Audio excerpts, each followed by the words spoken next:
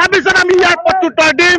আমি কাম মনা নাই, কেতিয়াও নমান। তেওঁলোকে ভাবিছে যে আমি একো বুজি নাপাওঁ, গতিকে তেওঁলোকে উচ্ছেদ চলাই যি 2026 যি জিকা এটা সম্ভাৱনা তেওঁলোকে দেখিছে, কিন্তু আমি এই প্ৰত্যুত্তৰ আমি 2026 দিম। কেতিয়াও জিকাৰ সম্ভাৱনা নহ'ব। হিন্দুৱে মুছলিমক শিকাওক, আমি কেতিয়াও এইবোৰ গ্ৰহণ নকৰো। কাৰণ আজি গোটেই আপুনি চাব, গোটেই ভাৰতৰ ভিতৰত আমাৰ নৰ্থ ইষ্টৰ আমাৰ অসমত গোটেই বুজাটো পৰিব, কাৰণ এইটো মুখ্যমন্ত্ৰী জানে। আৰু এটা কথা আমি বুজিব মুখ্যমন্ত্ৰী কাৰোবাক আপোনালোকৰ যোগেদি ক'ব বিচাৰিছো বা বিজেপি চৰকাৰ ক'বলৈ বিচাৰিছো, গতিকে আমি অসমৰ জনগণৰ লগত অসমীয়া যুৱ মঞ্চ আছো, সদায় থাকিম। কাম আমি মনা নাই আৰু নামানো, চিধা কথা, স্পষ্ট কথা।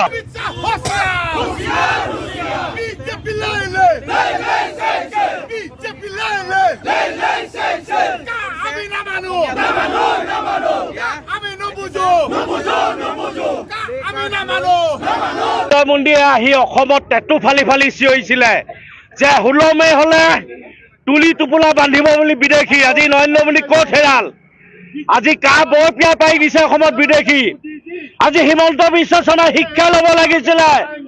এখন ওচৰ চুবুৰীয়া ৰাজ্য মেঘালয়, যেতিয়া মেঘালয়ৰ মুখ্যমন্ত্ৰীয়ে ক'লে আমি এজনো বিদেশী বুজা নলওঁ, কিন্তু হিমন্ত বিশ্ব শৰ্মাই নিজৰ গাদীৰ কাৰণে আজি কৈ থাকিলে। গাদী ভৰিত ধৰি অমিত শ্বাহৰ ভৰিত ধৰি মুখ্যমন্ত্ৰীৰ দায়িত্ব ল'লে।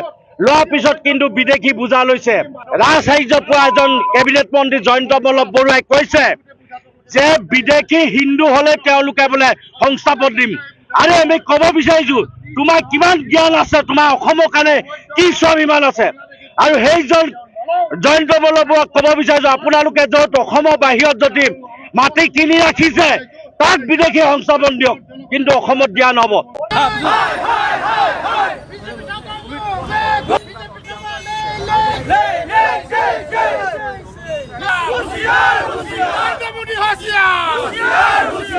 এই দুৰ্নীতি সদাগৰ মুখ্যমন্ত্ৰীয়ে হওক বা এওঁলোকৰ দুৰ্নীতি সদাগৰ যি MLA মন্ত্ৰীসকল আছে, সকলো ঘূৰে বাহুৱে অকল তাহাৰ দৰে 2 নম্বৰী টকাৰ সম্পত্তি ঘৰত লাগিছে। অসমৰ জনগণৰ কথা তেওঁলোকৰ চিন্তা নাই।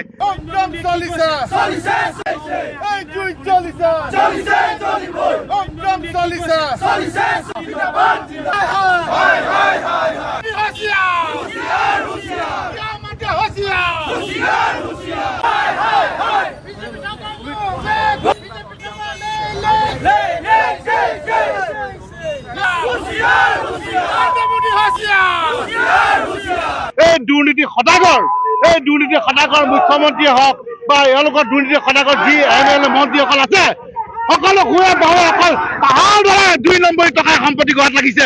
অসমৰ জনগণৰ কথা তেওঁলোকৰ চিন্তা নাই।